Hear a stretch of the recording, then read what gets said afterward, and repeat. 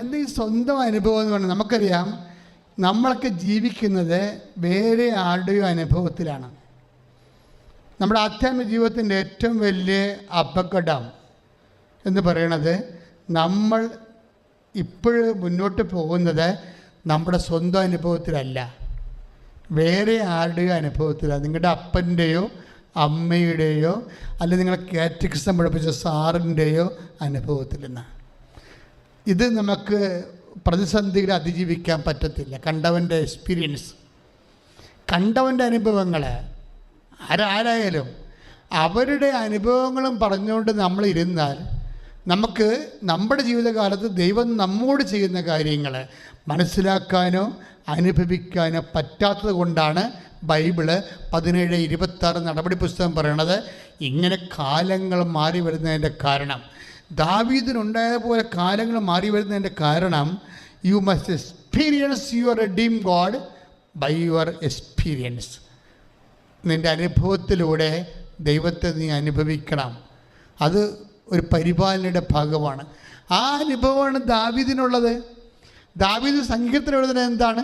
ശത്രുക്കൾ കാണുകെ എനിക്ക് വിരുന്നൊരുക്കുന്നു, എൻ്റെ പാനപാത്രം കവിഞ്ഞൊഴുകയാണ്. അതെന്താ കാര്യം എന്നറിയാമോ? പാനപാത്രം ഒരിക്കലും ഈ ശത്രു ഒത്തുതീർപ്പിലെത്തുന്നത് വരെ, ഇസ്രായേലിൻ്റെ ചരിത്രവും സംസ്കാരവും പരിശോധിച്ചാൽ, ഒരു മനുഷ്യൻ ഒരാൾക്ക് ഉപചാരം കൊടുത്തിട്ട്, നമ്മുടെ നാട്ടിലെ വീട്ടിലെ ഒരാൾ വരുമ്പോൾ നമ്മൾ ചായ കൊടുക്കത്തില്ലേ? അപ്പോൾ അവർ വൈനാണ് കൊടുക്കുന്നത്, യഹൂദന്മാർ. പക്ഷേ ഒരു പ്രോബ്ലം ഉണ്ടെന്ന് വെച്ച് കഴിഞ്ഞാൽ, ഒരാളെ വടിവാൾ കൊണ്ട് വെട്ടാൻ ഓടിച്ചിട്ട് അവൻ നമ്മുടെ വീട്ടിൽ കയറുകയാണെന്ന് വിചാരിച്ചു, അപ്പോൾ ഉടനെ വീട്ടുകാരന് ഉടനെ അവന് വൈൻ കൊടുത്തു കഴിഞ്ഞാൽ, ഇസ്രായേലിൻ്റെ സംസ്കാരം വെച്ച് കഴിഞ്ഞാൽ അവൻ കുടിച്ച് തീരണവരെ അവനെ തൊടാൻ പാടില്ല. ആ സമയത്ത് ഈ വീട്ടുകാരൻ പുറത്ത് വന്നിട്ട് അവന് നിരതദ്രവ്യം കൊടുത്തിട്ട് ഇവൻ്റെ ജീവൻ രക്ഷിക്കും. അതുകൊണ്ടാണ് ദാവീദ് പറയണത്, ശത്രുക്കൾ കാണുകെ എനിക്ക് വിരുന്നൊരുക്കി എൻ്റെ പാനപാത്രം. കാര്യം അതൊരിക്കലും, അതായത് ദാവീദിനെ സ്നേഹിക്കാൻ ആഗ്രഹിക്കുന്ന ദൈവം ഈ ശത്രു തളരുന്നവരെ പാനപാത്രത്തിലേക്ക് ദൈവം ഇങ്ങനെ ഒറ്റയും പെട്ടയുമായിട്ട് അനുഗ്രഹങ്ങൾ ഒഴിച്ചു കൊടുത്തുകൊണ്ടിരിക്കും. അതുപോലെ നിനക്ക് വരേണ്ട കാലം, ടോട്ടലി ഡ്രൗട്ടായിട്ടുള്ള കാലം നിനക്കുണ്ടാവത്തില്ല. നീ ഉടമ്പടിയിലാണ് ദൈവവേദന. അതുകൊണ്ട് തന്നെ ഇടക്കും തലക്കുമൊക്കെ you will feel the presence. അതായത് നിന്നെ വിളിച്ച ദൈവത്തിൻ്റെ സാന്നിധ്യം നീ അനുഭവിച്ചു കൊണ്ടേയിരിക്കും. കഴിഞ്ഞ ദിവസം കൊണ്ട് ഒരു സാക്ഷ്യമുണ്ടായിരുന്നു. ഞാൻ സാക്ഷ്യം, അതായത് ഇവർ ഒരു പ്രത്യേക പ്രതിസന്ധി ചെന്നപ്പോഴേ പെട്ടെന്ന് ഇവർ നിസ്സഹായമായി വിളിച്ചു, അമ്മേ നീ ഇവിടെ എങ്ങനെ ഉണ്ടോ അമ്മേ എന്ന് ചോദിക്കും. ആ സെക്കൻഡിന് സുഗന്ധം പരക്കും. ശ്രദ്ധിക്കട്ടെ, ഹല്ലേലൂയ.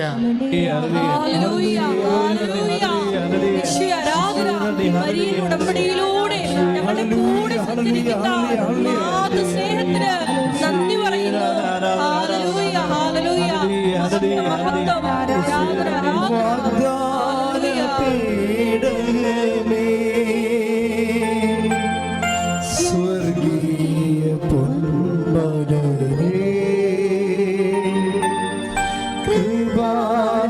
കൃപാസനത്തിൻ്റെ അമ്മേ,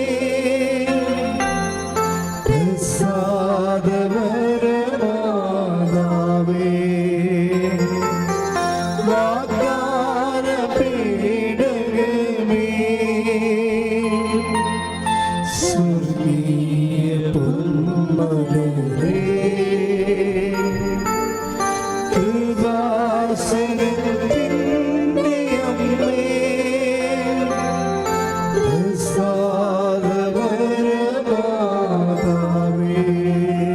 പരിശുദ്ധ പരമദിവ്യകാരുണ്യത്തിന് ആരാധനയും സ്തുതിയും പുകഴ്ചയും ഉണ്ടായിരിക്കട്ടെ. അപ്പം ക്ലേശകാലം എന്ന് പറയുന്നത് ടോട്ടലി അബാൻഡഡ് ടൈമല്ല, നിന്നെ പൂർണ്ണമായി ഉപേക്ഷിച്ച സമയമല്ല. നിൻ്റെ ദൈവം ഇടക്കും തലക്കും നിന്നെ സഹായിക്കുമ്പോഴേ, ചെറിയ ആശ്വാസമായാലും നീ അത് അനുഭവിക്കുമ്പോഴേ നീ തിരിച്ചറിയണം, എന്താണ് എൻ്റെ ദൈവത്തിൻ്റെ സാന്നിധ്യം എൻ്റെ കൂടെ ഉണ്ടെന്നറിയണം.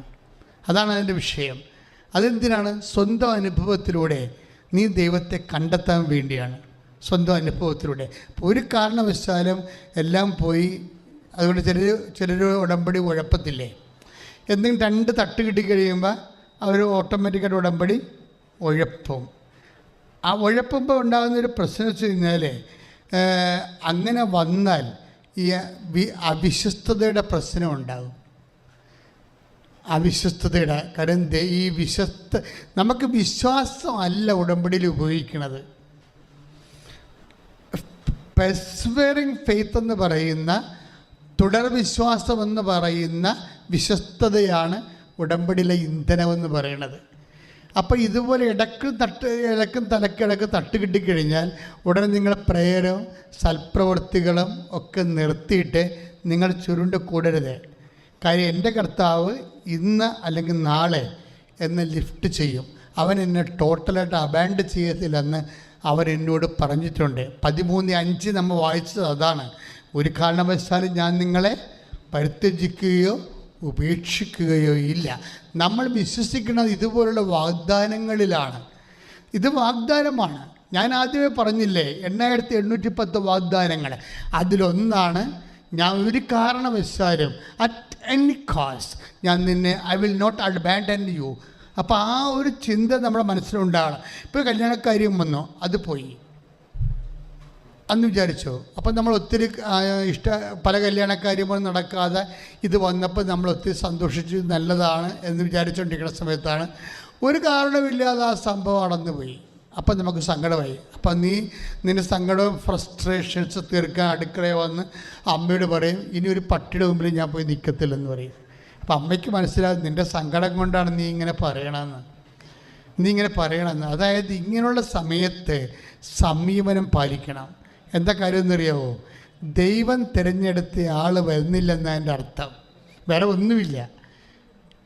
കഴിഞ്ഞ ദിവസങ്ങളിലെ അതായത് ജാൻസി ആൻ്റണി എന്നും പറഞ്ഞൊരു സാക്ഷ്യം ഉണ്ടായി. ജാൻസി ആൻ്റണിയുടെ സാക്ഷ്യം സർക്കാസ്റ്റിക് സാക്ഷ്യമാണ്. എന്തുകൊണ്ടാണ് ഈ ഉടമ്പടി ഇങ്ങനെ കത്തിച്ചൊലിച്ച് കേരളം മുഴുവനും ലോകം മുഴുവൻ നിൽക്കുന്നതിൻ്റെ കാരണം വെച്ച് കഴിഞ്ഞാൽ അമ്മയുടെ ഇടപെടലാണ്. ജാൻസി ആൻ്റണിക്ക് എന്താ കുഴപ്പം? അവൾ പ്രഗ്നൻ്റ് ആയപ്പോൾ കുട്ടി ട്യൂബിലായിപ്പോയി. ട്യൂബിലായി കഴിഞ്ഞപ്പോഴേക്ക് ഭയങ്കര കാര്യം. ഡോക്ടർ പറഞ്ഞ് ട്യൂബിലായി കഴിഞ്ഞാൽ അറിയാമല്ലോ, നിങ്ങൾ ട്യൂബ് കട്ട് ചെയ്യണം അല്ലെങ്കിൽ അബോർട്ട് ചെയ്യണം, 2 ഓപ്ഷൻസേ ഉള്ളൂ. കുവൈറ്റിലുള്ള ഹസ്ബൻഡിനെ വിളിച്ച് ഡോക്ടർ പറഞ്ഞു, ഇതാണ് സിറ്റുവേഷൻ, ഇങ്ങനെ കിടന്നാൽ ചിലപ്പോൾ അമ്മയ്ക്ക് ഒരു ദോഷമുണ്ടാവും. പണ്ടൊക്കെ ഇന്ന് മതം ഗർഭിണികൾ മരിക്കുമായിരുന്നു, ഇപ്പോഴല്ലേ മരിക്കാത്തത്. 10-50 കൊല്ലമായിട്ട് ആയ പണ്ട് ഞാൻ എൻ്റെ കുഞ്ഞുനാളിൽ കുറേ ഗർഭിണികൾ മരിച്ച വീട്ടിൽ പോയിട്ടുണ്ട്. അപ്പോൾ അവർ മരിച്ചു കിടക്കുമ്പോൾ ആ കുഞ്ഞിനോട് കൂടിയാണ് മരിച്ചു കിടക്കുന്നത്. ഭയങ്കര ദാരുണമായൊരു കാഴ്ചയായിരുന്നു എൻ്റെ കുഞ്ഞുനാളിലെ. പക്ഷേ എന്താ സംഭവിച്ചു കഴിഞ്ഞാൽ പിന്നീട് മെഡിക്കൽ സയൻസ് വികസിച്ച് വന്നപ്പോൾ അങ്ങനെയുള്ള എല്ലാ ട്രീറ്റ്മെൻറ്റൊക്കെ വന്നപ്പോഴാണ് ഈ ഗർഭിണികളുടെ മരണം കുറഞ്ഞത്. പണ്ട് അങ്ങനെയല്ല, ഒരു അപ്പാപ്പന്മാരൊക്കെ 4 കെട്ടിയെന്നൊക്കെ പറഞ്ഞാൽ എന്താ, കുഞ്ഞുങ്ങളെ ഉൽപ്പാദിപ്പിക്കുന്ന സമയത്ത് ആ ഭാര്യ മരിച്ചു പോകുമ്പോൾ അവർ വേറെ ഒരെണ്ണത്തിനെ കെട്ടും. ആ പഴയ അപ്പാപ്പന്മാരൊക്കെ ഉണ്ട്. 1900-ലും 1800-ലുള്ള അപ്പാപ്പന്മാരൊക്കെ 3-4 കല്യാണം കഴിച്ച ആൾക്കാരാണ്. അത് ഭാര്യ മരിച്ചിട്ടാണ്. അപ്പോൾ എന്തുമാത്രം അപകടത്തിൽ നിന്നാണ് നമ്മൾ ഈ കാലങ്ങളിൽ കരകയറി വന്നിരിക്കണമെന്ന് നമ്മൾ ചരിത്രം തിരിച്ചറിയണം. ഞാൻ എന്താ നിങ്ങൾ പറയാൻ ഉദ്ദേശിക്കണമെന്ന് ചോദിച്ചു കഴിഞ്ഞാൽ, അതായത് ഇങ്ങനെ എന്തെങ്കിലും ഒരു ഇപ്പോൾ ജാൻസി ആൻ്റണിക്ക് എന്താ സംഭവിച്ചത്? ട്യൂബിലായി. അപ്പോൾ ജാൻസി ആൻ്റണി ഹസ്ബൻഡ് വിളിച്ച് പറഞ്ഞു, ഡോക്ടർ ഹസ്ബൻഡിനെ വിളിച്ച് പറഞ്ഞു, അപ്പോൾ ഇങ്ങനെ എടുത്ത് വേറെ ഓപ്ഷൻ ഇല്ല, ട്യൂബ് കണ്ടിച്ച് കളയണം അല്ലെങ്കിൽ കൊച്ചിനെ അബോർട്ട് ചെയ്ത് കളയണം എന്ന് പറഞ്ഞു. അപ്പോൾ ഹസ്ബൻഡ് പറയും, ഇല്ല ഡോക്ടർ, അത് ചെയ്യാൻ പറ്റത്തില്ല, ഞങ്ങൾക്കൊരു കുഞ്ഞിനെ വേണം, കിട്ടിയാൽ മതിയാകത്തുള്ളൂ എന്ന് പറയും. അപ്പോൾ ഡോക്ടർ പറയും, നിങ്ങൾ ഇമോഷണലായിട്ട് സംസാരിക്കുകയാണ്. ഇങ്ങനെ ഇമോഷണലായിട്ട് സംസാരിക്കണമല്ല വൈദ്യശാസ്ത്രം. ഇവളെന്നാ ചെയ്യണം, ഉടനെ അമ്മയെ വിളിച്ച് പറഞ്ഞു, അമ്മയമ്മയെ വിളിച്ച് പറഞ്ഞു, വീട്ടിലൊക്കെ പറഞ്ഞു ഇങ്ങനെയാണ് അവസ്ഥ, എന്താ ചെയ്യേണ്ടത്. പക്ഷേ ഇവരെന്താ പറയുന്നത്, ഉടനെ അവർക്ക് ഉത്തരവുണ്ട്. അവർ പറഞ്ഞു നമുക്ക് പോയി ഉടമ്പെടുക്കാമെന്ന് പറഞ്ഞ്. ഇന്ന് ഞാൻ ഈ ഉടമ്പടി എന്തുകൊണ്ടാണ് അമ്മ ഈ കാലങ്ങളിൽ അനുഗ്രഹത്തിൻ്റെ വലിയൊരു പത്താഴം ഇങ്ങനെ തുറന്നിട്ട്, പണ്ട് ജോസഫ് തൻ്റെ യാക്കോബിനും മക്കൾക്കും അതുപോലെ തന്നെ എല്ലാ ജനങ്ങൾക്കും ഈ ഗോതമ്പ് വാരിക്കോരി കൊടുത്ത പോലെ കർത്താവ് നിൻ്റെ വരൾച്ചയുടെ കാലത്ത് നിന്നെ അനുഗ്രഹിക്കുകയാണ്. ഇവരുടെ പ്രശ്നം അതല്ലേ? ഇവരുടെ പ്രശ്നം എന്താണ്? അതായത് ഇവർ വന്ന ഉടനെ ഇവർ കുടുംബസമേതം അപ്പനും അമ്മയും അമ്മയമ്മയും മക്കളും എല്ലാം കൂടി ഒരുമിച്ച് വന്നിട്ട് ഉടമ്പടി എടുക്കും. കാര്യം അവരുടെ ജീവിതത്തിൻ്റെ ഒരു ഏറ്റവും വലിയ സീരിയസ് വിഷയമല്ലേ, കരഞ്ഞ്. ഇപ്പം നിങ്ങളൊക്കെ ചില ആൾക്കാർ ഇടിച്ചു തല്ലി ഇവിടെ വന്ന് വെച്ചും ആലപ്പുഴയും പോകണം, അമ്പലപ്പുഴം വേണം, അളിയിലേയും കാണണമെന്ന് പറഞ്ഞ് ഉടമ്പടി എടുക്കത്തില്ലേ? അയ്യോ ദൈവമേ, നിങ്ങളുടെ കാര്യം പോക്കാണ്. അങ്ങനെ എടുക്കേണ്ടതല്ല ഇത്, അങ്ങനെ എടുക്കേണ്ടതല്ല. അതായത് നിങ്ങൾ ദൈവത്തോട് ഒരു ഉടമ്പടി ചെയ്യാൻ എനിക്ക് വേണത് ഈ നമ്മുടെ ഈ ചന്തലിലേക്ക് അതുപോലെ തന്നെ വോയേജറൊക്കെ അയക്കത്തില്ലേ ശാസ്ത്രജ്ഞന്മാർ, അതുപോലെ സൂക്ഷ്മതയോടുകൂടിയാണ് ഉടമ്പടി ചെയ്യേണ്ടത്. ചെയ്യാൻ മറന്ന് അങ്ങനെ ചെയ്യാൻ മറന്നെങ്കിൽ പുതുക്കുമ്പോഴെങ്കിലും ഈ സൂക്ഷ്മത കാണിക്കണം. അല്ലാതെ അലപരാധികളൊക്കെ ആയിട്ട് കൂട്ടിന് വന്നിട്ട് വരണില്ലേ എന്ന് പറഞ്ഞ് ചില പിശാസുകൾ ഇവിടെ ഇരിക്കത്തില്ലേ, വരണില്ല അവിടെ പോകണ്ടേ ഇവിടെ പോകണ്ടേ എന്നൊക്കെ ചോദിച്ചുകൊണ്ട് നമ്മളെ പ്രാന്ത് പിടിപ്പിച്ചുകൊണ്ടിരിക്കും. ഇങ്ങനെയുള്ള അരവട്ടിനെയൊക്കെ ഒന്നും കൂടെ കൊണ്ടുവരരുത്. ചിലപ്പോൾ ഭർത്താവായിരിക്കും, മകനായിരിക്കും. അരവട്ടിനെയൊക്കെ വീട്ടിൽ നിർത്തിയേക്കണം. നീ പോകണത് നിൻ്റെ കർത്താവുമായിട്ട് ഉടമ്പടി ചെയ്യാൻ പോവുകയാണ്. അത് നീ ഒറ്റക്കാണ് ദൈവം ഉദ്ദേശിക്കുന്നത്, വേറെ ആരെയും ഉദ്ദേശിക്കണില്ല. കാര്യം അത് നീ ചെയ്യുമ്പോൾ നീ അത് എന്തുമാത്രം അതിൻ്റെ അകത്ത് ഇൻവെസ്റ്റ് ചെയ്യുന്നു അതനുസരിച്ച് ദൈവം നിന്നോട് സിൻസിയറിറ്റി, വിശ്വസ്തത കാണിക്കും. അത് നമ്മൾക്ക് മനസ്സിലാക്കണം. ഇപ്പം ഇവരെന്താ വന്ന് ഉടമ്പടി ചെയ്തപ്പോഴേ ഉടമ്പടി ചെയ്യുമ്പോൾ ഇവരെന്ത് ചെയ്ത് ആദ്യം ഈ ഡോക്ടർ അബോർട്ട് ചെയ്യണമെന്ന് പറഞ്ഞപ്പോൾ തന്നെ ഈ സ്കാനിങ് റിപ്പോർട്ട് കണ്ടിട്ട് ട്യൂബിൽ കൊച്ചു കിടക്കാൻ കണ്ടിട്ടാണ് ഡോക്ടർ അത് പറഞ്ഞത്. അപ്പോൾ അവർ സെക്കൻഡ് പിന്നെ വേറൊരു ആശുപത്രിയിൽ പോയി വീണ്ടും അവർ സ്കാൻ ചെയ്തപ്പോൾ കുട്ടി ഇതിൻ്റെ അകത്ത് തന്നെയാണ്. ഈ 2 സ്കാനിങ് റിപ്പോർട്ടും എടുത്തുകൊണ്ടാണ് ഉടമ്പടി എടുക്കാൻ വേണ്ടി വന്നിരിക്കുന്നത്. 2 സ്കാനിങ്, കൊച്ചു ട്യൂബിൽ കിടക്കുന്ന 2 സ്കാനിങ് റിപ്പോർട്ടും കൊണ്ടാണ് അമ്മയെടുത്ത് ഉടമ്പടി എടുക്കാൻ വന്നിരിക്കുന്നത്. ഉടമ്പടി എടുക്കാൻ വന്നപ്പോൾ ഇവിടെ സിസ്റ്ററാണെന്ന് തോന്നുന്നു അവരോട് പറഞ്ഞ് അവർക്ക് കയറാൻ പറ്റണില്ല, ഗർഭിണിയാണ്, പിന്നെ ഇതുപോലെ വിഷമൊക്കെ. അപ്പോൾ പറഞ്ഞ് മകൾ കയറ്, നീ വയറ്റിൽ കിടക്കുന്ന കുഞ്ഞിനെയും കൊണ്ട് ഇവിടെ തിരിച്ചു വന്ന് സാക്ഷ്യം പറയും, അമ്മ നിന്നെ കൈവിടത്തില്ലെന്ന് പറയും. അതാണ് ആ സമയത്ത് മാതാവ് തന്നെയാണ് ആ സിസ്റ്ററിലൂടെ അവരെ ബൂസ്റ്റ് ചെയ്യണത്. പക്ഷേ എന്താ സംഭവിക്കുന്നത് തന്നെ, ഇത് ഉടമ്പടി എടുത്തിട്ട് അവർ വീണ്ടും പോയി 3ാമത്തെ സ്കാനിങ് ചെയ്യും. 3ാമത്തെ അപ്പോൾ ഉടമ്പടി എടുത്തിട്ട് ആ 2.5 മണിക്കൂർ ടൈമായുള്ളേ. 3ാമത്തെ സ്കാൻ ചെയ്യുമ്പോൾ ഡോക്ടർ വിളിക്കും. എന്നിട്ട് പഴയ 2 റിപ്പോർട്ടും നോക്കും. 2 ആ ട്യൂബിലാണ് കിടക്കണത്. പക്ഷേ 3ാമത്തെ സ്കാൻ ചെയ്തപ്പോൾ കുട്ടി ഗർഭപാത്രത്തിലേക്ക് മാതാവ് മാറ്റി. ശ്രുതികട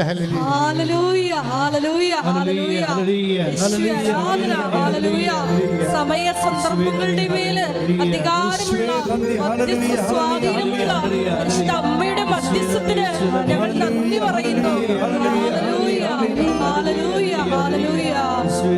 മഹത്വം പരിശുദ്ധ പരമദിവ്യകാരുണ്യത്തിന്, പരിശുദ്ധ പരമദിവ്യകാരുണ്യത്തിന്, പരിശുദ്ധ പരമദിവ്യകാരുണ്യത്തിന്. ഉടമ്പടി എടുക്കാൻ വരുന്ന സ്ത്രീകളിലും ബുദ്ധിയും ബോധവും ഇല്ലാത്ത ആൾക്കാരുണ്ട്. എന്താണ് ഇവിടെ നടക്കണമെന്ന് അറിയാൻ പാടില്ല. അവരിതുപോലെ പശു പ്രസവിക്കണം, മകന് ജോലി കിട്ടണം എന്നൊക്കെ പറഞ്ഞ് എഴുതിയിടുമ്പോൾ കൈ നനയാതെ മീൻ പിടിക്കാമെന്ന് അവർ വിചാരിക്കണത്. ഇത് ദൈവവുമായിട്ടുള്ള ബന്ധമാണെന്നും മര്യാദക്ക് ദൈവത്തിൻ്റെ വചനം അനുസരിച്ച് ജീവിച്ചുകൊണ്ട് സുവിശേഷ സാക്ഷ്യം വഹിക്കുമ്പോഴാണ് ദൈവം ഇടപെടണമെന്ന് അവർക്കിത് നേരമില്ല. അവർക്ക് നേരമില്ലാതെ എങ്ങനെയെങ്കിലും ഒപ്പിക്കാൻ വേണ്ടി നടക്കുകയാണ്. ശ്ലോകത്തിൽ എങ്ങനെയെങ്കിലുമൊക്കെ 2 പത്രം കൊടുക്കും, 3 പത്രം കൊടുക്കും, 4ാമത്തെ പത്രം വേറെ ആൾക്കാരെ കൊണ്ട് കൊടുപ്പിക്കും. അതുപോലെ തന്നെ സൽപ്രവൃത്തികൾ, അതുപോലെ തന്നെ ഓരോ തരത്തിൽ ഉടമ്പടി പ്രകാരം നമ്മൾ ഏറ്റെടുക്കേണ്ട കാര്യങ്ങളൊക്കെ എങ്ങനെ ചുറ്റിക്കളിയിൽ തീർക്കാൻ പറ്റും, കൊച്ചു പരിപാടിയിൽ ദൈവത്തിൻ്റെ കണ്ണിൽ പൊടിയിട്ടുകൊണ്ട് എങ്ങനെ അനുഗ്രഹം ഒപ്പിച്ചെടുക്കാൻ പറ്റും എന്നുള്ള ഇതുപോലുള്ള വട്ട് പരിപാടികൾ നിങ്ങളുടെ മനസ്സിൽ കയ്യിലുമുണ്ട്. നിങ്ങൾ ചിന്തിക്കണ എന്തുകൊണ്ടാണ് ചിലർ ഗവൺമെൻറ് ആശുപത്രിയിൽ പോകത്തില്ല, രോഗികളെ കാണത്തില്ല, രോഗികൾക്ക് വേണ്ടി കൊടുക്കാനുള്ളത്. ഞാൻ രോഗിയായിരുന്നു, നിങ്ങൾ എന്നെ സന്ദർശിച്ചു എന്ന് പറഞ്ഞ സന്ദർശനം നടത്തില്ല. അതേസമയം തന്നെ ആശുപത്രിയുടെ ആശ്രിതർക്കും അതുപോലെ തന്നെ അവിടെ ഇരിക്കുന്ന ഒരു നിവൃത്തിയില്ലാത്തവർക്ക് ഭക്ഷണം കൊടുക്കണം, വസ്ത്രമില്ലാത്തവർക്ക് വസ്ത്രം കൊടുക്കണം. ഇങ്ങനെ ഒത്തിരിയേറെ ഉത്തരവാദിത്തങ്ങളുണ്ട്. ഇതിങ്ങനെ എന്തെങ്കിലും കൊണ്ടുവന്ന് എഴുതി കിട്ടിയിട്ട് അനുഗ്രഹം അടിച്ചു മാറ്റാമെന്നൊക്കെ പറഞ്ഞാൽ ചുമ്മാ. ഞാൻ പറഞ്ഞു, നിങ്ങൾ ഇവിടെ വരേണ്ട ആൾക്കാരല്ല, വല്ല ഊളം പറലും പോകേണ്ട ആൾക്കാരാണ്. This is not right. നിങ്ങൾക്ക് കാര്യങ്ങൾ അറിയത്തില്ല. നിങ്ങൾ ചോദിച്ചാൽ മനസ്സിലാക്കണം ഇവിടെ എന്താണ് സംഭവിക്കണത്, എന്താണ് ഇവിടെ സംഭവിക്കണത്, എങ്ങനെയാണ് ഈ അടയാളം ഉണ്ടാകണത്, എന്തുകൊണ്ടാണ് അടയാളം ഉണ്ടാകണത് എന്ന് നമ്മൾ മനസ്സിലാക്കാത്തോളം കാലം ദൈവത്തിനെ പറ്റിക്കാൻ ഉദ്ദേശിക്കുകയാണ്. അത് ഈ തീ കൊണ്ട് ആ ചേന വേഗത്തില്ല. ശ്രുതികണ്ട ഹല്ലേലൂയ. Hallelujah hallelujah hallelujah. യേശുവേ ഉടമ്പടിയെടുത്ത് ജീവിതത്തെ വിശുദ്ധീകരിക്കുവാൻ ഞങ്ങളെ അഭിഷേകം ചെയ്യണമേ. Hallelujah hallelujah. മഹത്വം മഹത്വം. ആരാധന ആരാധന. Hallelujah hallelujah. യേശുവേ നന്ദി. യേശുവേ ആരാധന. ഹല്ലേലൂയ. മഹത്വം മഹത്വം. ആരാധന ആരാധന. പരിശുദ്ധ പരമദിവ്യകാരുണ്യത്തിന് നേരവും ആരാധനയും സ്തുതിയും പുകഴ്ചയും ഉണ്ടായിരിക്കട്ടെ. പറഞ്ഞ് കർത്താവായ ദൈവമേ, ഉത്തരവാദിത്വത്തോടുകൂടി ഞാൻ ഞങ്ങളുടെ ഉടമ്പടിയിലെ നിലനിന്നുകൊണ്ട് നിന്റെ നാമത്തെ മഹത്വപ്പെടുത്തിക്കൊണ്ട് ഞാൻ വിശ്വാസത്തിൽ വളർന്ന് സുവിശേഷത്തിന് ശക്തി ആർജിക്കും. റോമ 4:20. ശ്രുതികട്ടെ ഹല്ലേലൂയ.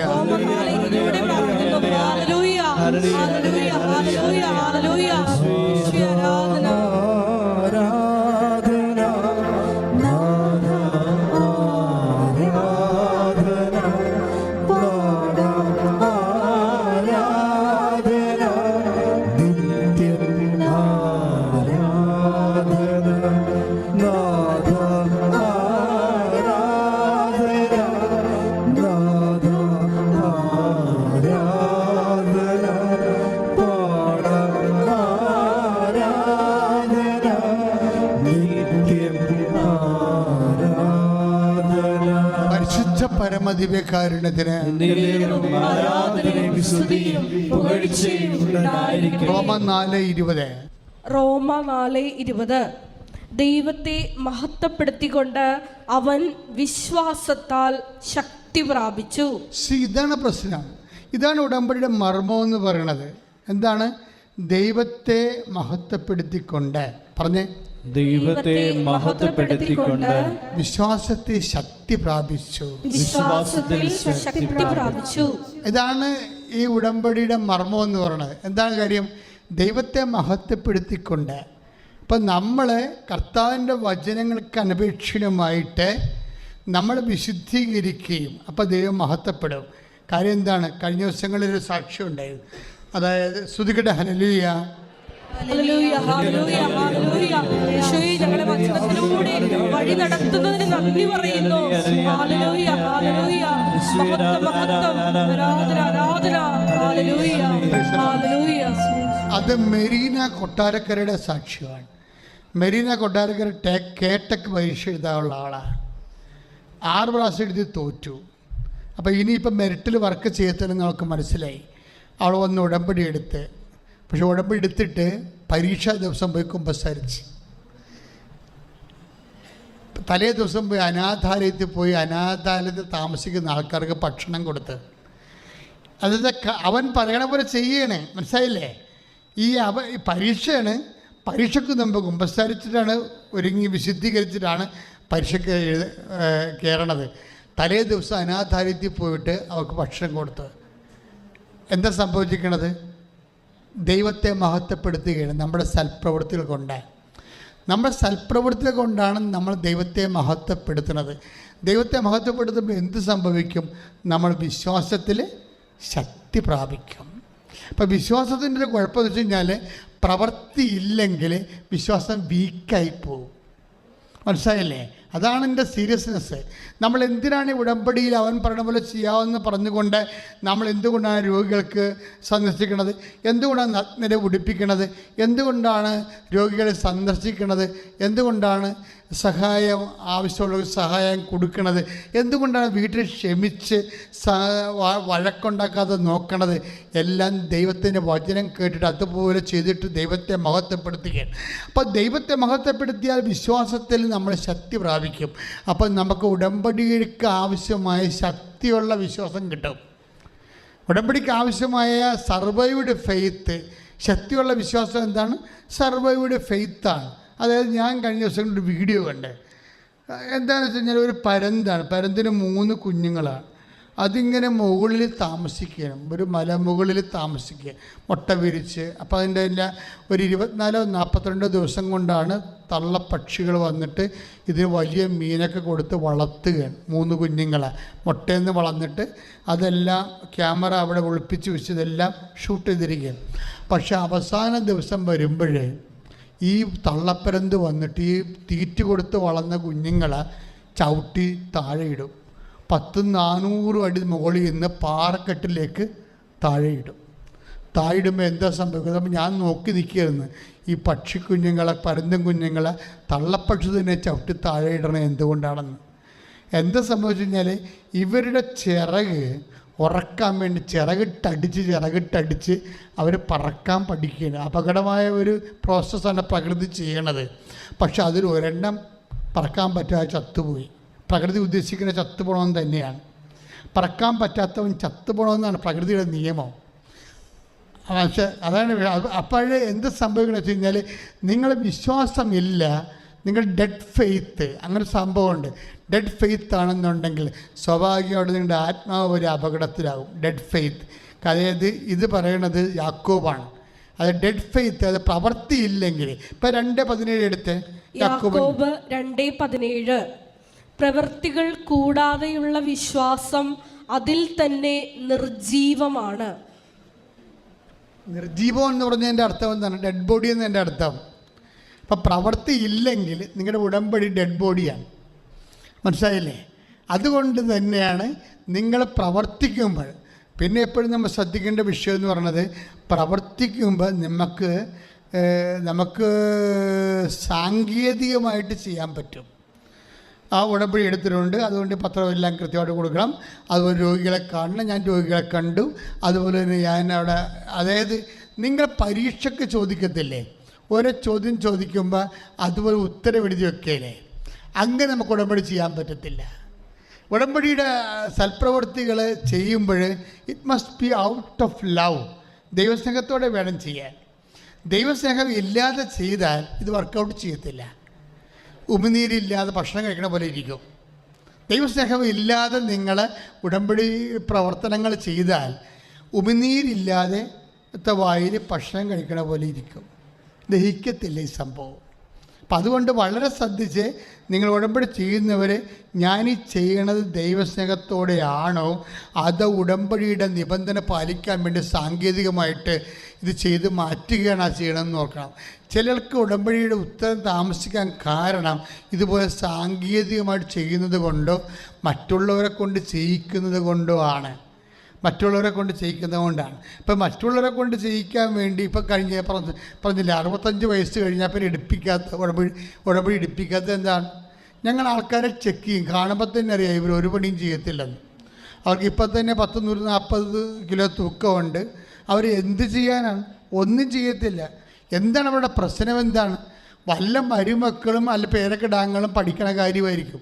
അപ്പം മരുമക്കളും പേരക്കിടാങ്ങളും പഠിക്കണ കാര്യമൊക്കെ കെട്ടി എഴുന്നള്ളിക്കാൻ വേണ്ടി ഇവർ ഇങ്ങനെ ഈ റോഡ് നന്നാക്കണ വണ്ടി പോലെ പറഞ്ഞു വിട്ടിരിക്കുകയാണ്. വല്ല കഥയുണ്ട്.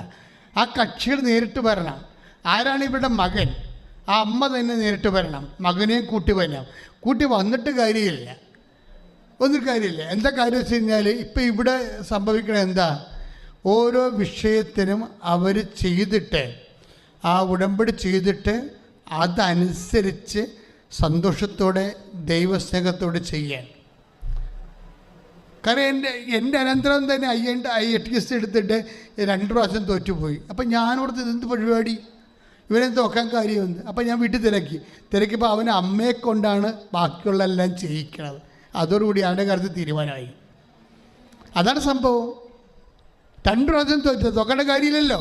ഇവിടെ മലയാളം മീഡിയം കഴിഞ്ഞ ദിവസം ഒരു സാക്ഷ്യം ഉണ്ടായി. മലയാളം മീഡിയമാണ് ആ കക്ഷി. ആഷി അതായത് മലയാളം മീഡിയമാണ്. ദാറ്റ് മീൻസ് അവൾ അമ്മയോട് പറയാം, അമ്മേ എനിക്ക് ഇംഗ്ലീഷ് പറയാൻ പറ്റത്തില്ല, അറിയത്തില്ല, പക്ഷെ OIT എടുക്കണമെന്ന് പറഞ്ഞ് മനസ്സിലൊരു മാതാവ് ഒരു ആഗ്രഹം കൊടുക്കും. അപ്പോൾ പിന്നെ എന്നാ ചെയ്യണത്? ആഷി ഉടമ്പടി എടുത്തതിന് ശേഷം എല്ലാം ശക്തമായ രീതിയിൽ സുവിശേഷ വേല ചെയ്യും. അങ്ങനെ സ്വന്തമായിട്ട് സുവിശേഷ വേല സാങ്കേതികമല്ലാതെ മറ്റുള്ളവരെ കൊണ്ട് ചെയ്യിക്കാതെ സ്വന്തമായി ചെയ്യുന്ന കാരണം ഒറ്റ എഴുത്ത് ഈ മലയാളം മീഡിയക്കാരെത്തി ഫുൾ സ്കോർ അടിച്ചു പോയി.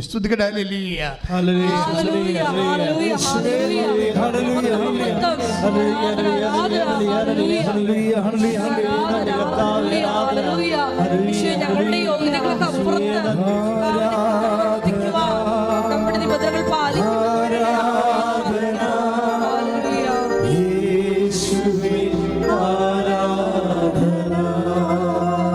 പരിശുദ്ധ പരമദിവ്യകാരുണ്യത്തിന് പരിശുദ്ധ പരമദിവ്യകാരുണ്യത്തിന്. അപ്പം എൻ്റെ പ്രിയപ്പെട്ടവരെ, ഇതുപോലെ ദൈവത്തോടാണ് നമ്മളെ ഉടമ്പടി ചെയ്യണത്. അതിനകത്തൊരു അപകടമുണ്ട്. എന്ന് വെച്ച് കഴിഞ്ഞാൽ ദൈവം ആരാണ്? സത്യമാണ്. സത്യത്തിൽ നുണക്ക് സ്ഥാനമില്ല. അതുകൊണ്ട് നീ ഉടമ്പടി നുണയായിട്ടാണ് അതുപോലെ തന്നെ ഉടമ്പടിയിൽ ചെയ്യണത്. മറ്റുള്ളവരെ കൊണ്ട് ചെയ്യിക്കുകയോ അല്ലെങ്കിൽ സാങ്കേതികമായിട്ട് ചെയ്യുകയോ അല്ലെങ്കിൽ ചമ്മി അടപ്പ് ധരിച്ച് കൃപാസന പത്രം കൊണ്ടുപോകുമ്പോൾ ആരെങ്കിലും നിന്നോട് എന്തെന്നും പറഞ്ഞാൽ നീ ഉടനെ വിഷമിച്ച് പരിപാടികൾ നിർത്തുകയൊക്കെ ചെയ്യുമ്പോൾ ഓർക്കുക, സത്യത്തോട് നീ മല്ലിടുകയാണ്.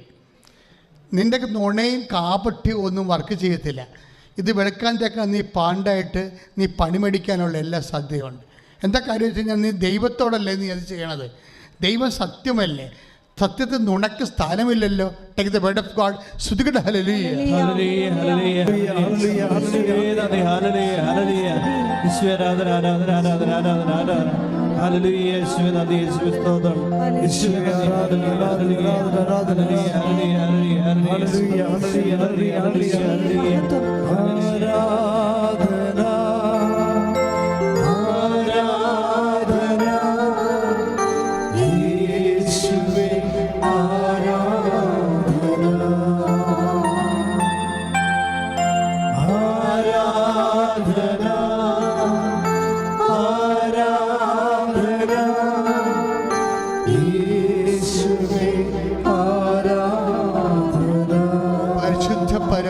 കാരുണ്യത്തിന്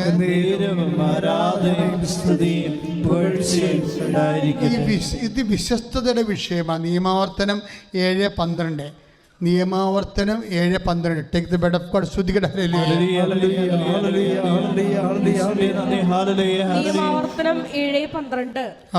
നിങ്ങൾ ഈ നിയമങ്ങൾ കേൾക്കുകയും വിശ്വസ്തയോടെ പാലിക്കുകയും ചെയ്താൽ നിങ്ങളുടെ ദൈവമായ കർത്താവ് നിങ്ങളുടെ പിതാക്കന്മാരോട് ശപഥം ചെയ്തിട്ടുള്ള ഉടമ്പടിയും കരുണയും നിങ്ങളോട് പുലർത്തും. അതായത് ഇതിനകത്ത് വരുന്ന വിഷയം നിയമാവർത്തനം 7:12. നിങ്ങൾ ദൈവത്തിൻ്റെ വാക്ക് കേൾക്കുകയും, റീഡ് അഗൈൻ, ശ്രുതികടെ, നിങ്ങൾ ഈ നിയമങ്ങൾ കേൾക്കുകയും നിങ്ങൾ ഈ നിയമങ്ങൾ കേൾക്കുകയും വിശ്വസ്തയോടെ പാലിക്കുകയും ചെയ്താൽ, നോട്ട് ബൈ ഫെയ്ത്ത് അല്ല, ബൈ ഫിഡലിറ്റി, വിശ്വസ്തയോടെ പാലിക്കുകയും ചെയ്താൽ നിങ്ങളുടെ ദൈവമായ കർത്താവ് നിങ്ങളുടെ പിതാക്കന്മാരോട് ശപഥം ചെയ്തിട്ടുള്ള ഉടമ്പടിയും കരുണയും നിങ്ങളോടും പുലർത്തും. അപ്പൊ ദൈവം 2 കാര്യങ്ങളാണ്. ഉടമ്പടി എന്ന് പറയുമ്പോൾ നമ്മൾ തരുന്ന വാഗ്ദാനത്തിന് നമ്മൾ അതനുസരിച്ചിട്ട് നിബന്ധനകൾ പാലിച്ചു പോകുന്ന ഒരു മെറിറ്റുണ്ട്. പക്ഷേ ഈ മെരിറ്റിൽ തന്നെ ഉടമ്പടി വർക്ക് ചെയ്യത്തില്ല. അതുകൊണ്ടാണ് ഉടമ്പടിയും കരുണയും എന്ന് പറയണത്. മനസ്സിലായില്ലേ? ഉടമ്പടി എടുക്കുന്നവർക്ക് ശരിക്കും പറഞ്ഞാൽ ഒരു ബോണസായിട്ട് ദൈവം കരുണ കൂടി തരണമെങ്കിൽ നിങ്ങൾ ഉടമ്പടി വിശ്വസ്തയോടെ ചെയ്യണം. സബ്സിഡിയാണത്. ഗ്രാൻഡ് ബാങ്കിൽ നമ്മൾ ലോൺ എടുക്കുമ്പോൾ ഗ്രാൻറ്റും സബ്സിഡിയും കൊടുക്കും. ഗ്രാൻഡ് എന്ന് പറയുന്നത് നമുക്ക് പരിശോധന കൊടുത്ത് തീർക്കേണ്ട കാര്യമാണ്, അതതിൻ്റെ മെറിറ്റാണ്. സബ്സിഡി നമ്മൾ റീഫണ്ട് ചെയ്യേണ്ട കാര്യമില്ല. ദൈവത്തിൻ്റെ കരുണയില്ലാതെ ഉടമ്പടി വൃത്തിയായിട്ട് ചെയ്യുമ്പോഴാണ് ദൈവം സബ്സിഡിയായിട്ട് കരുണ തരണത്. അങ്ങനെ കരുണ തന്നു കഴിഞ്ഞാൽ നമ്മുടെ മെറിറ്റിലല്ല പിന്നെ വർക്ക് ചെയ്യണത്, നമ്മൾ വാ പൊളിച്ചു പോകും. കാര്യം കഴിഞ്ഞ ദിവസങ്ങളിലൊരു സാക്ഷ്യം ഉണ്ടായി. സ്തുതിക്കട്ടെ. Hallelujah. Hallelujah. Hallelujah. Hallelujah. Hallelujah.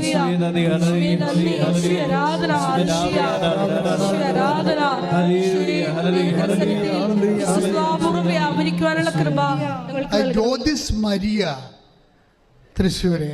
Jyothis മരിയയുടെ പ്രശ്നം വെച്ച് കഴിഞ്ഞാൽ അവൾക്ക് ഇങ്ങനെ കുറേ നാളത്തേക്ക് ജോലിയുടെ പ്രൊമോഷണൽ ഗ്യാപ്പും അവനെ പഠിച്ചിട്ട് IELTS പ്രവാസം എഴുതിയിട്ട് എനിക്കൊണ്ട് 2 കുഞ്ഞുങ്ങളുണ്ടെന്ന് തോന്നണേ. എഴുതിയിട്ട് ശരിയാകണില്ല, ഒന്നും കിട്ടണില്ല. അപ്പോൾ അവളിവിടെ വന്ന ശേഷം ഉടമ്പടി ചെയ്തപ്പോഴും അവൾക്കൊരു ധൈര്യമായി. എന്താ ധൈര്യം? അമ്മ ഈ പ്രാവശ്യം IELTS എന്നെ ജയിപ്പിക്കും, ഒക്കെ വിശ്വാസമായി. പക്ഷെ പാവപ്പെട്ടവൾ തോറ്റുപോയി. അതാ ഞാൻ പറയാം, അത് തോറ്റുപോയെങ്കിലും ഈ ഉടമ്പടിയുടെ കാര്യത്തിൽ ഒരു കോംപ്രമൈസ് ചെയ്തില്ല. ചില ആൾക്കാർ തോറ്റാൽ പിറ്റേ ദിവസം പ്രത്യക്ഷിക്കുന്ന പ്രാർത്ഥന ചെല്ലത്തിലില്ല. എന്താ പക്ഷേ ഇവളെങ്ങനെ പ്രത്യക്ഷ പ്രാർത്ഥനയിലൂടെയാണ് വന്നത്. കാര്യം പാർട്ടിക്ക് ഇടിമിന്നൽ ഭയങ്കര പേടിയാണ്. പല ആൾക്കാരും പണ്ട് കൃപാസനത്തെക്കുറിച്ച് പറഞ്ഞ് കേട്ടിട്ടുണ്ട്, പക്ഷേ ഉടമ്പടി എടുക്കണമെന്ന് അങ്ങനെ മനസ്സിൽ തോന്നിയിട്ടില്ല. പക്ഷെ അതുകൊണ്ട് ഇവളെന്താ ചെയ്തത്, ഒരു ദിവസം ഭർത്താവില്ല, 2 കുഞ്ഞുങ്ങളെ ഇവളുമായിട്ടിരിക്കുന്ന സമയത്ത് ഇടിയുമിട്ട് മഴ പെയ്ത്.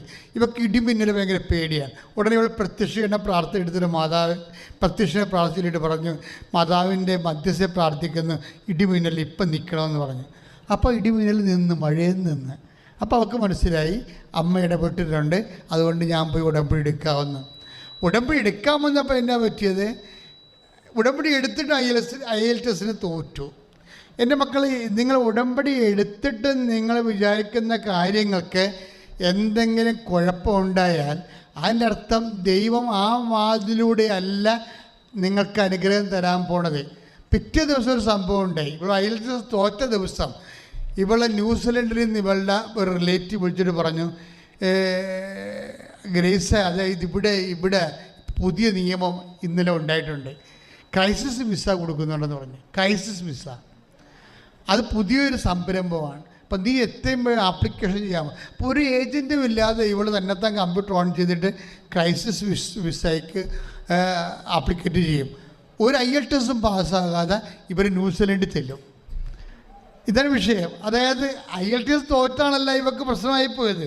പക്ഷെ നിങ്ങൾ ഓർക്കണം, നിങ്ങൾ വിചാരിക്കുന്ന കാര്യങ്ങളിൽ നിങ്ങൾ തോറ്റാലും പക്ഷെ ദൈവം നിങ്ങളെ എത്തിക്കേണ്ട സ്ഥലത്ത് എത്തിച്ചിരിക്കും. കൈ ഇടിച്ച് കിടത്താണ്.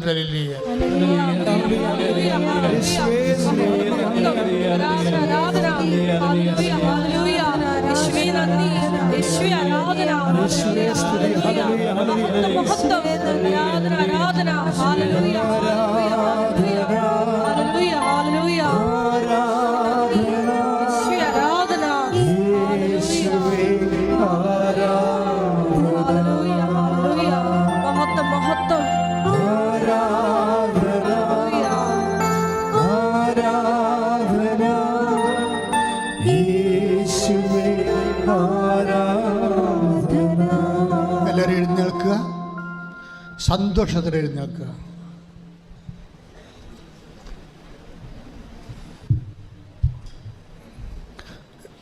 രോഗസൗഖ്യ പ്രാർത്ഥനയുടെ സമയമാണ്. കൈ നെഞ്ചുകൊണ്ട് സ്തുതിക്കേണ്ട സമയമാണ്. അച്ഛന് ഓരോ ഉള്ളംകാലം മുതൽ ഉച്ചവരെയുള്ള ഓരോ രോഗങ്ങളുടെ മേൽ കർത്താവിൻ്റെ വിശുദ്ധമായ രക്തം തളിക്കപ്പെടാൻ വേണ്ടി, കർത്താവ് നിന്നെ തൊട്ട് സുഖപ്പെടുത്താൻ വേണ്ടി പ്രാർത്ഥിക്കാൻ പോവുകയാണ്. അതിവിടെയുള്ളവരും ഓൺലൈനിലുള്ളവരും ശ്രദ്ധിക്കട്ടെ. Hallelujah, hallelujah, hallelujah. Hallelujah, hallelujah, hallelujah. കർത്താവേ, നിന്റെ ഉന്നതമായ നാമത്തിന് സ്വസ്ത്രം ചെയ്യുന്നു. കർത്താവേ, നിന്റെ ഉന്നതമായ നാമത്തിന് സ്വസ്ത്രം ചെയ്യുന്നു. കർത്താവേ, നിന്റെ തിരുമുറിവാടുന്ന വലത് കരം മക്കളുടെ ശിരസ് വെക്കണം പ്രാർത്ഥിക്കുന്നു. നിങ്ങളുടെ സന്ധ്യബന്ധങ്ങൾ കർത്താവിൻ്റെ രക്തം നിറയട്ടെ.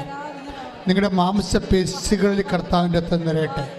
നിങ്ങളുടെ രക്തഞരമ്പുകളിൽ കർത്താവിൻ്റെ രക്തം നിറയട്ടെ. നിൻ്റെ അസ്ഥിക്കുഴകളിലും അസ്ഥികളിലും അസ്ഥിമജ്ജകളിലും കർത്താവിൻ്റെ രക്തം നിറയട്ടെ. നിൻ്റെ ആന്തരികമായിട്ടുള്ള ഓരോ വൃക്കകളിലെ കർത്താവിൻ്റെ രക്തം നിറയട്ടെ. നിൻ്റെ ഹൃദയത്തിലും ചങ്കിലും ശ്വാസകോശങ്ങളിലും കർത്താവിൻ്റെ രക്തം നിറയട്ടെ. നിൻ്റെ ആമാശയത്തിലും അതുപോലെ തന്നെ ആന്തരികമായിട്ടുള്ള നിൻ്റെ ഗർഭപാത്രത്തിലും അതുപോലെ തന്നെ എല്ലാവിധ കോശങ്ങളിലും എല്ലാ ഗ്രന്ഥികളിലും കർത്താവിൻ്റെ രക്തം നിറയട്ടെ. വാതരോഗങ്ങൾ, മാരക രോഗങ്ങൾ, കരൾ രോഗങ്ങൾ, അതുപോലെ തന്നെ അപസ്മാ രോഗങ്ങൾ, ഓട്ടിസം രോഗങ്ങൾ, ന്യൂറോട്ടിക് ട്രബിൾസ് ആയിരുന്നു കർത്താവ്. എല്ലാ തരത്തിലും കർത്താവ് ഒരു കാരണവശാലും സൗഖ്യപ്പെടാനാവാത്ത രീതിയിലുള്ള എല്ലാ രോഗങ്ങളും ആൻറ്റി ഓക്സിഡൻറ്റിൻ്റെ കുറവ് മൂലം ഉണ്ടാകുന്ന ഇമ്മ്യൂണിൻ രോഗങ്ങൾ പ്രതിരോധ ശേഷി നഷ്ടപ്പെടുകയും പ്രതിരോധ ശേഷിയെ ശോഷിപ്പിക്കുകയും ചെയ്യുന്ന എല്ലാവിധ മാരക രോഗങ്ങൾ യേശു ക്രിസ്തുവിൻ്റെ നാമത്തിൽ മാറിപ്പോകട്ടെ. ഗർഭിണികൾ അനുഗ്രഹിക്കപ്പെടട്ടെ. ഗർഭത്തെ ശിശുക്കൾ അനുഗ്രഹിക്കപ്പെടട്ടെ. നിങ്ങളുടെ ബന്ധുക്കൾ സ്വന്തപ്പെട്ടവർ ഇപ്പോൾ ആശുപത്രിയിൽ കഴിയുന്നവർ എത്രയും വേഗം സുഖം പ്രാപിച്ച് ദൈവനാമത്തെ മഹത്വപ്പെടുത്തിക്കൊണ്ട് തിരിച്ചു വരട്ടെ. ശ്രദ്ധിക്കട്ടെ.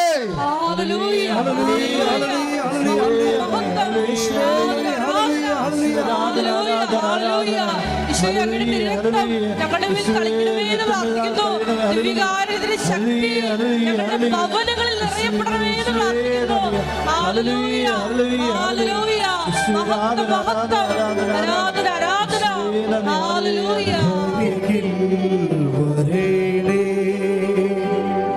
സദയം തുടേണേ സുഖമായിടും എൻ്റെ ഉള്ളം.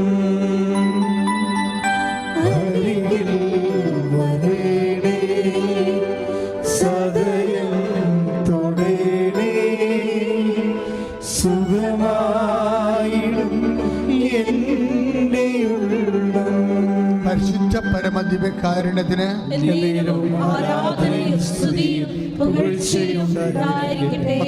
മക്കളെ ജോലിയില്ലാത്തവര്, വീടില്ലാത്തവര്, വഴിയില്ലാത്തവര്, ഇൻ്റർവ്യൂ ടെസ്റ്റും പരീക്ഷയും എഴുതി കഴിഞ്ഞവര്, അതിൽ വലിയ ഹോപ്പില്ലെന്ന് തോന്നുന്നവർ, ജോലിക്ക് വേണ്ടി പരിശ്രമിക്കുന്നവർ, സർവീസിൽ നിന്ന് ചില പ്രോബ്ലംസ് കാരണം സസ്പെൻഷൻ കിട്ടിയവർ, ജയിലിലായിപ്പോയവർ, കോടതി കേസിരിക്കുന്നവർ, പാകുടമ്പടി നടക്കാത്തവർ, വീട്ടിൽ കലക്കമുള്ളവർ, ഭാര്യാഭർത്താക്കന്മാർ തമ്മിൽ പിരിഞ്ഞു പോയവർ, തിരിച്ചു വരാൻ ആഗ്രഹിക്കുന്നവർ, അങ്ങനെ വ്യത്യസ്തങ്ങളായ മേഖലകൾ വിടുതൽ ലഭിക്കാൻ വേണ്ടി അതിശക്തമായി സ്തുതിക്കട്ടെ.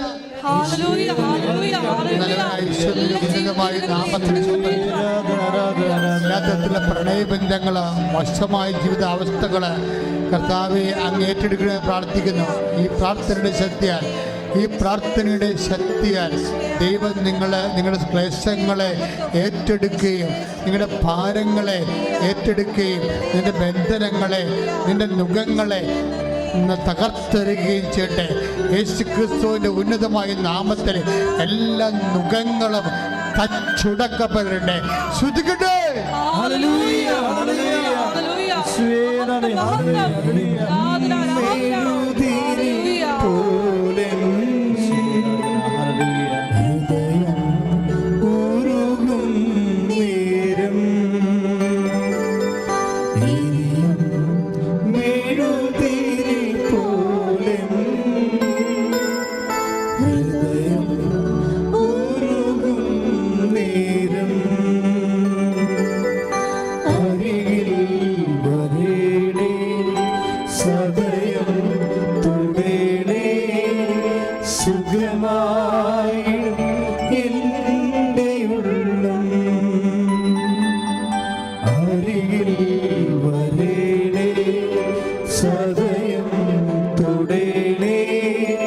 സുഖമായിടും നിൽക്കുക. ആദരവോടെ കൈകൾ കൂപ്പി പരിശുദ്ധ അമ്മയുടെ മാധ്യസ്ഥത്തിൽ നിങ്ങളുടെ ഉടമ്പടിയിൽ വെച്ചിരിക്കുന്ന വിഷയങ്ങളെ കർത്താവിന് പുനഃസമർപ്പണം ചെയ്യുക. ഇനി ഉടമ്പടി പുതുതായിട്ട് വെക്കാൻ പോകുന്നവരെ എന്താണ് ഉടമ്പടി വെക്കാൻ പോകുന്നത്, ആ വിഷയം ഈ സ്വർഗീയമായ നിമിഷത്തിൽ പുതുക്കാൻ പോകുന്നവരും ഉടമ്പടി പുതുതായിട്ട് ചെയ്യാൻ പോകുന്നവരും പരിശുദ്ധ അമ്മ വഴി ദിവ്യകാരുണ്യനാഥന് നിങ്ങളുടെ ആവശ്യങ്ങളെ പ്രാർത്ഥനാപൂർവം മൗനമായി ഭക്തിയോടെ സമർപ്പിക്കുക.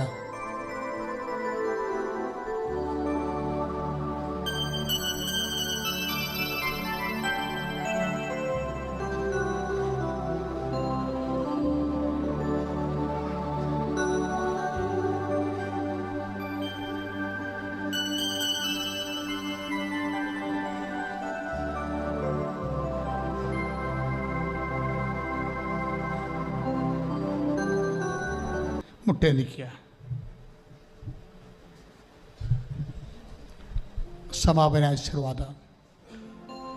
കൈകൾ കൂപ്പി കർത്തൃസന്നിധിയിലായിരുന്നതിന് അനുഗ്രഹത്തിന് നന്ദി പറഞ്ഞുകൊണ്ട് ഈ അനുഗ്രഹം എൻ്റെ ജീവിതത്തെ എത്രയും വേഗം അടയാളം കാണാൻ വേണ്ടി തലകുനിച്ച് പ്രാർത്ഥിച്ചുകൊണ്ട് കർത്താവിൻ്റെ വലിയ ആശീർവാദം പരിശുദ്ധ അമ്മയുടെ മധ്യസ്ഥയിൽ വാങ്ങിക്കുക.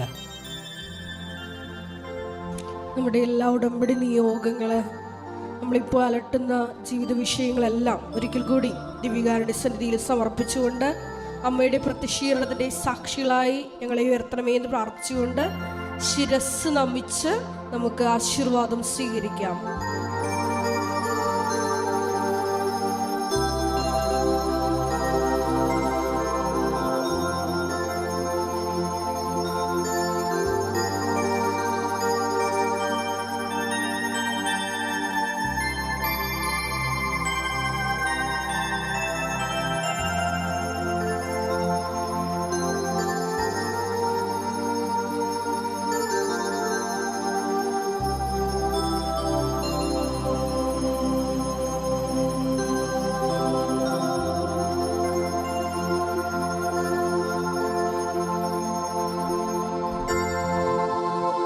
പരിശുദ്ധ പരമമാ ദിവ്യകാരുണ്യമേ,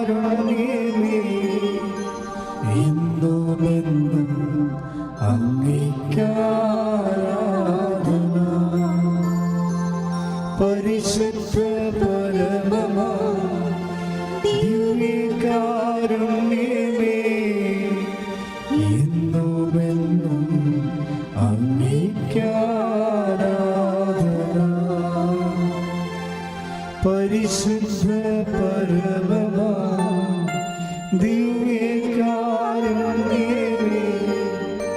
എന്നുമെന്നും